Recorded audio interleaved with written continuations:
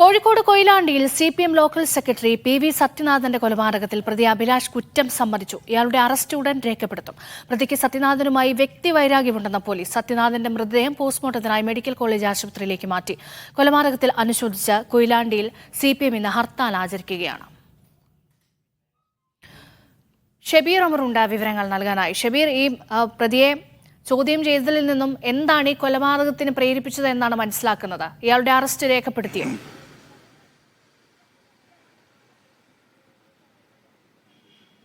രശ്മ, കൊല്ലപ്പെട്ട സത്യനാഥിന്റെ അയൽവാസി കൂടിയായിട്ടുള്ള അഭിലാഷിനെയാണ് പോലീസ് കസ്റ്റഡിയിലെടുത്ത് ചോദ്യം ചെയ്തു വരുന്നത്. ഇന്നലെ ഈ കൃത്യത്തിന് ശേഷം, സത്യനാഥിനെ വെട്ടിക്കൊലപ്പെടുത്തിയതിനു ശേഷം അഭിലാഷ് പോലീസ് സ്റ്റേഷനിലെത്തി കീഴടങ്ങുകയായിരുന്നു എന്നാണ് ലഭിക്കുന്ന വിവരം. എന്തായാലും ഇയാൾ കീഴടങ്ങിയതിനു ശേഷം പോലീസ് പ്രാഥമികമായി ഒരു ചോദ്യം ചെയ്യൽ പൂർത്തിയാക്കിയിരുന്നു. ഇതിൽ നിന്ന് മനസ്സിലാകുന്നത് സത്യനാഥുമായി വ്യക്തിപരമായ ചില പ്രശ്നങ്ങളുണ്ടായിരുന്നു. ഈ വൈരാഗ്യത്തിന്റെ പുറത്താണ് ഈ അതിക്രമം നടത്തിയത്, ഈ കൊലപാതകം നടത്തിയതെന്നാണ് പോലീസ് പ്രാഥമിക ഘട്ടത്തിൽ വ്യക്തമാക്കുന്നത്. മറ്റെന്തെങ്കിലും കാരണമുണ്ടോ എന്നതടക്കം പോലീസ് പരിശോധിച്ച് വരികയാണ്. ഇയാളെ വിശദമായി ചോദ്യം ചെയ്യും. ഒപ്പം തന്നെ ഇയാൾ ഒറ്റയ്ക്കാണ് കൃത്യം നടത്തിയതെന്നുമാണ് പ്രാഥമിക ഘട്ടത്തിൽ മനസ്സിലാക്കുന്നത്. പക്ഷേ ആരുടെയെങ്കിലും സഹായം ലഭിച്ചിട്ടുണ്ടോ അല്ലെങ്കിൽ മറ്റെന്തെങ്കിലും ഗൂഢാലോചനയുണ്ടോ എന്നതടക്കം വിശദമായ അന്വേഷണമാണ് പോലീസ് നടത്തുന്നത്. ഇയാളുടെ അറസ്റ്റ് ഇതുവരെ രേഖപ്പെടുത്തിയിട്ടില്ല. ഇയാൾ കുറ്റം സമ്മതിച്ചിട്ടുണ്ട്. അപ്പോൾ അറസ്റ്റ് ഉടൻ തന്നെ ഉണ്ടാകുമെന്നാണ് ലഭ്യമാകുന്ന വിവരങ്ങൾ. എന്തായാലും കൊല്ലപ്പെട്ട CPMന്റെ കൊയിലാണ്ടി സെൻട്രൽ ലോക്കൽ സെക്രട്ടറി സത്യനാഥിന്റെ പോസ്റ്റ്മോർട്ടം നടപടികൾ അല്പസമയത്തിനകം ആരംഭിക്കും. ഇപ്പോൾ കൊയിലാണ്ടി പോലീസ് കോഴിക്കോട് മെഡിക്കൽ കോളേജിൽ എത്തിയിട്ടുണ്ട്. ഇൻക്വസ്റ്റ് നടപടികൾ പുരോഗമിക്കുകയാണ്.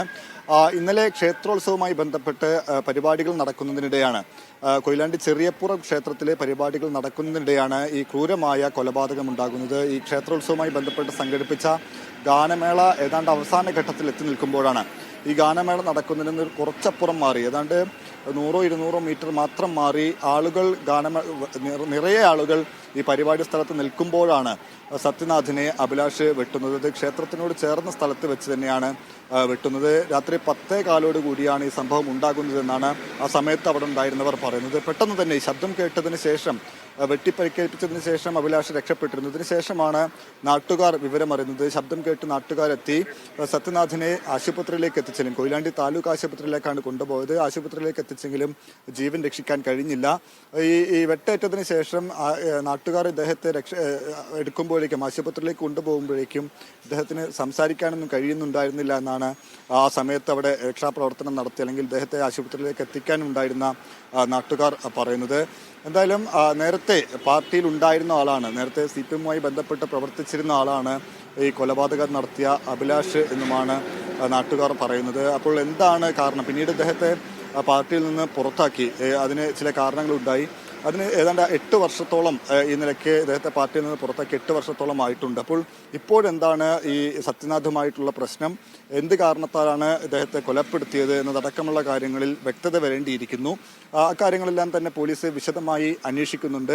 എന്നാലും അല്പസമയത്തിനകം ഇയാളുടെ അറസ്റ്റ് രേഖപ്പെടുത്തും. ഈ പോസ്റ്റ്മോർട്ടത്തിന് ശേഷം ഷബീർ പറഞ്ഞതുപോലെ ഒരു ക്ഷേത്ര ഉത്സവം നടക്കുന്നതിനിടയിലാണ്. അപ്പോൾ സ്വാഭാവികമായും ആ നാടൊന്നാകെ ഒരു സന്തോഷത്തിന്റെ ഭാഗമായി നിൽക്കുമ്പോഴാണ് ഇങ്ങനെ ഒരു കൊലപാതകം ഉണ്ടാകുന്നത്. അപ്പോൾ അതിന്റെ ഒരു ആഘാതത്തിൽ കൂടിയാണോ അവിടം? ഒപ്പം CPM ഇന്ന് കൊയിലാണ്ടി താലൂക്കിൽ ഹർത്താൽ ആചരിക്കുകയാണ്. ഹർത്താൽ എങ്ങനെ മുന്നോട്ട് പോകുന്നു? ഒപ്പം ഈ മരിച്ചയാളുടെ സംസ്കാര ചടങ്ങുകൾ എപ്പോൾ നടക്കും? അക്കാര്യത്തിലൊക്കെ തീരുമാനമായിട്ടുണ്ടോ?